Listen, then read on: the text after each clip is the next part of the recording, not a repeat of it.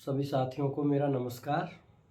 मुझे पता है आप सभी साथी बहुत ज़्यादा खुश होंगे क्योंकि 6 मंथ जो हमारी वैलिडिटी को भी बढ़ा दिया गया है, साथ ही 6 मंथ आगे तक के एडिशनल जो डिमांड मंगाई जा रही है उसको लेके बहुत सारे लोग खुश भी हैं और बहुत सारे लोग मुझे पता है कहीं न कहीं अंदरूनी रूप से दुखी भी हैं। बहुत सारे मन में सवाल भी हैं कि क्या पता हमारा होगा, नहीं होगा, जो भी है। तो साथियों भगवान गोवर्धन महाराज में आप विश्वास रखिए। उनकी ही देखो ये काम मैंने या किसी ने नहीं किया, उस मालिक से बड़ा कोई नहीं है।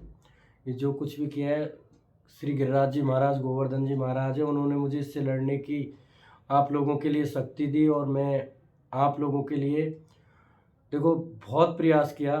साथियों लास्ट में कभी-कभी मैं भी थक जाता था, तो कुछ साथी जो मेरे रियली में श्री राम है, महेश है, रामेश्वर है, राजन है, संग्राम है, ये हमारी मेन टीम के।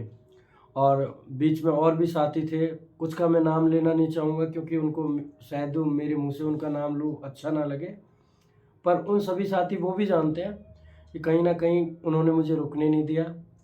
और सबसे बड़ा मैं धन्यवाद देना चाहता हूँ शंकर भाई को। देर आए दुरुस्त आए, टेक्नीशियन को वो साथ लेके आए और कहीं न कहीं हम सबकी मेहनत और बाबा गिरिराज जी की कृपा से हम सभी के लिए ये काम हुआ है। दोबारा एक लेटर जारी हुआ है। तो मैं तो यही निवेदन करूँगा कि आपको पहले तो मैं कल का अपडेट बता देता हूँ। कल हम उठे उसी तरीके से और सुबह हम माननीय हनुमान बेनीवाल जी राज्यसभा सांसद हैं, लोकसभा सांसद हैं नागौर से, उनसे हम मिले। उनका बहुत अच्छा पॉजिटिव रेस्पॉन्स था कि मैं पार्लियामेंट में ऑन रिकॉर्ड क्वेश्चन लगा कर इस पे बात करूँगा। फिर वो मिल के और पार्लियामेंट गए। साथियों उन्होंने बोला हमें कि आप कार लेके आए हो क्या? नहीं सर, मैंने कहा हम तो ऑटो से आए। अच्छा, मैंने कहा सर क्यों? कि यार मुझे पार्लियामेंट छोड़ देते, क्योंकि उनका गाड़ी कहीं गया हुआ था। तो साहब थोड़ा परिचित हैं, उस हिसाब से बोल रहे थे वो। उसके बाद साथियों हम माननीय डॉक्टर किरोड़ी लाल मीणा जी, उनसे हम मिले। उन्होंने कहा कि देखो मैंने इसमें हमेशा उचित कार्रवाई की है और मैं इस पे बात करूँगा रेल मंत्री जी से और जो उचित कार्रवाई होगी वो आप लोगों के लिए करता हूँ। तो साथियों हम उधर से फ्री होकर जैसे ही हम फिर आपको क्या बताऊँ, रेल मंत्री का जो पीए है वेद प्रकाश जी, उनसे हम उनके आवास पे मिले क्योंकि पार्लियामेंट की तैयारियां हो रही थी। और मैंने जैसे आपको बताया कि कैबिनेट स्तर के जो मिनिस्टर हैं उनकी अलग से मीटिंग होती है। तो मीटिंग में वो सभी जाने से पहले वेद प्रकाश जी से जब हम मिले तो उन्होंने हमें एक चीज़ के लिए निश्चिंत रहने के लिए कह दिया था कि 100% आप लोगों का काम होगा और थोड़ा कोई भी इसमें गुंजाइश नहीं है और बहुत जल्द आपको खुशखबरी मिलने वाली है। साथियों देखो उस दिन ईडी ने भी यही बोला था, लेकिन हम लड़कों की यूनिटी को तोड़ना नहीं चाहते।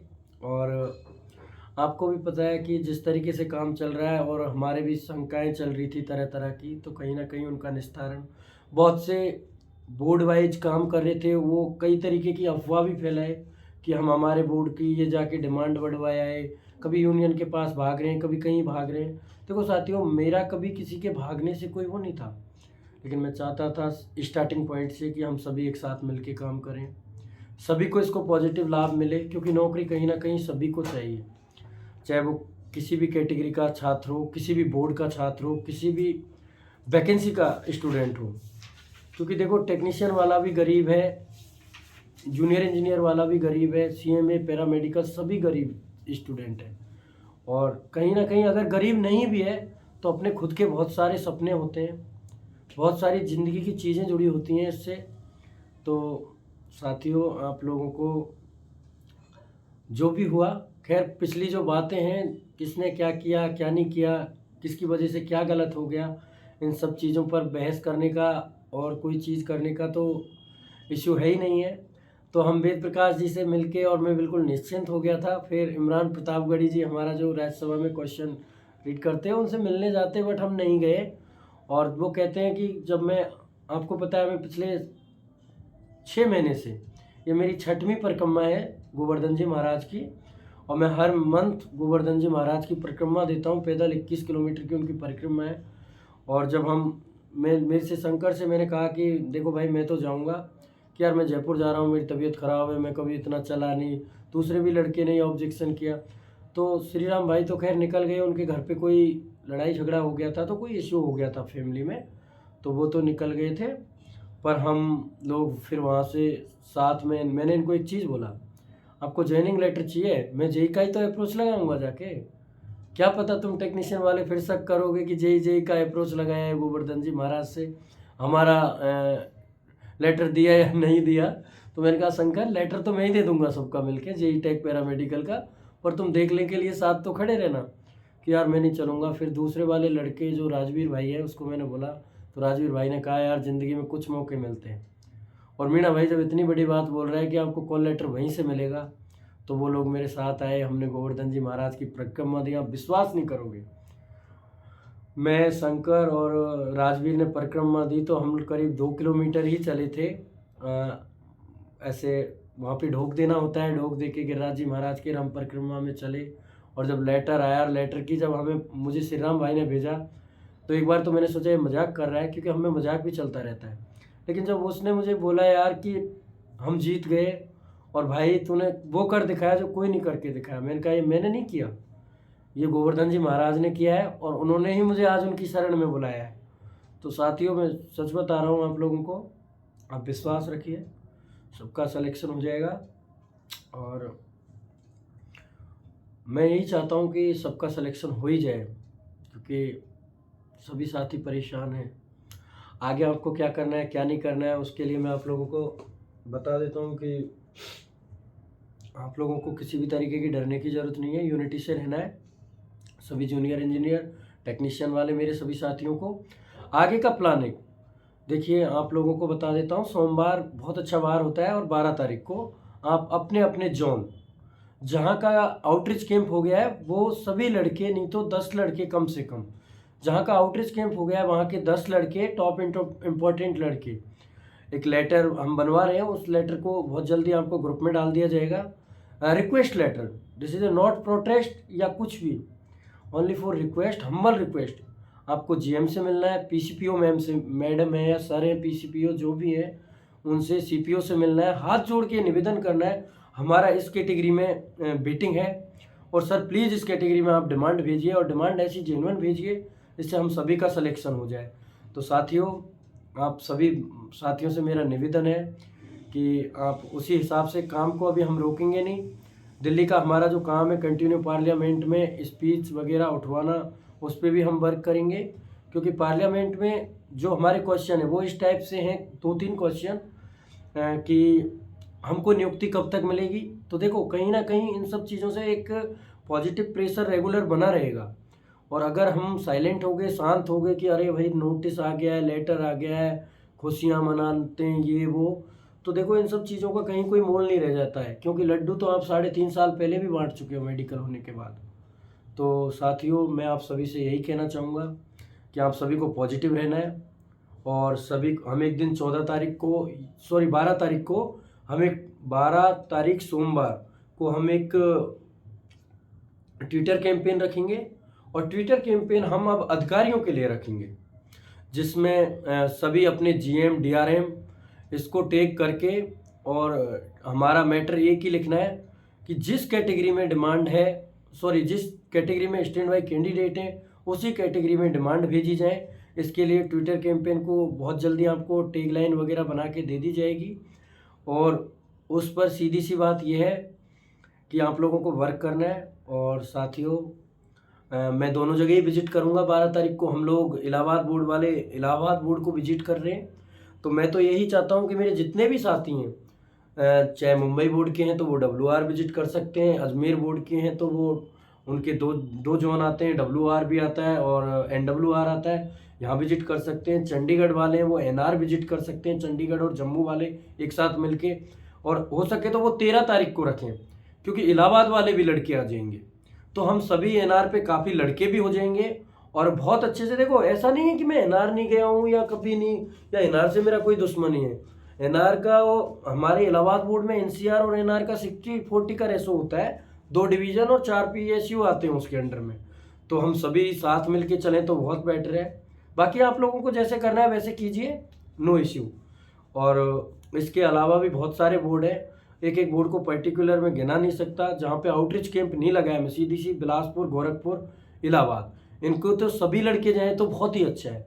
बाकी के बोर्ड हैं जैसे उनके, तो मैं यही कहना चाहूँगा एनआर के सभी 13 तारीख को एनआर बड़ौदा हाउस है और बहुत ही अच्छा पॉजिटिव मैसेज भी जाएगा।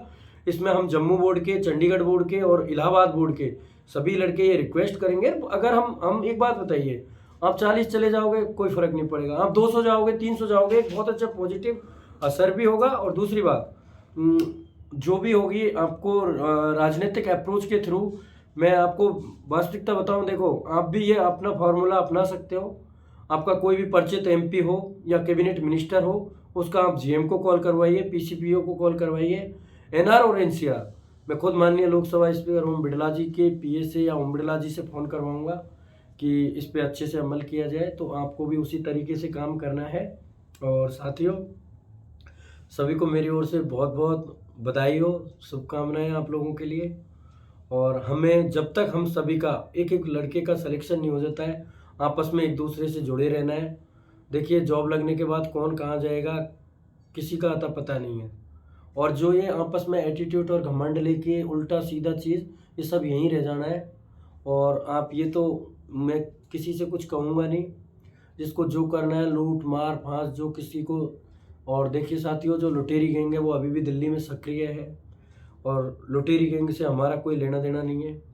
लेकिन इतना मैं जानता हूँ, परम पिता परमेश्वर ने मेरी सुन ली। और साथियों, मैं तो आप सभी से एक ही चीज़ कहूँगा कि आप सभी बिल्कुल आप पॉजिटिव वे में रहें। और जॉन विजिट हमारा सबसे इम्पोर्टेंट काम है। और 12 तारीख को जो अदर बोर्ड वाले हैं वो 12 को कर लीजिए, हम एनआर को 13 में आएंगे। तो एनआर वालों से ओनली मेरा रिक्वेस्ट है, अगर वो मानते हैं तो एनआर 13 तारीख को चलो, क्योंकि हम 12 का ऑलरेडी एनसीआर फिक्स कर चुके हैं। तो साथियों, आप सभी को एक बार पुनः यही कहना चाहूँगा कि सभी मेरे दोस्त और साथियों को मैंने अपडेट भी दे दिया, सब चीज़ दे दिया। थोड़ा तबीयत ख़राब सा हो गया था, परिक्रमा दे के आया, थोड़ा थक भी गया था क्योंकि सोया नहीं काफ़ी। आपको आंखों को देख के भी लग रहा होगा कि आंखें सूज रही हैं उस हिसाब से। तो आप सभी को तैयार रहना है। और इलाहाबाद वाले मेरे सभी साथियों से मेरा निवेदन है, चाहे वो जेई, टेक्नीशियन, पैरामेडिकल या सीएमए कोई भी हो, 12 तारीख को सभी को एनसीआर हेडक्वार्टर के सामने सुबह 10 बजे पहुंचना है। आप टिकट कर लें, टिकट नहीं हो जनरल से चलना है।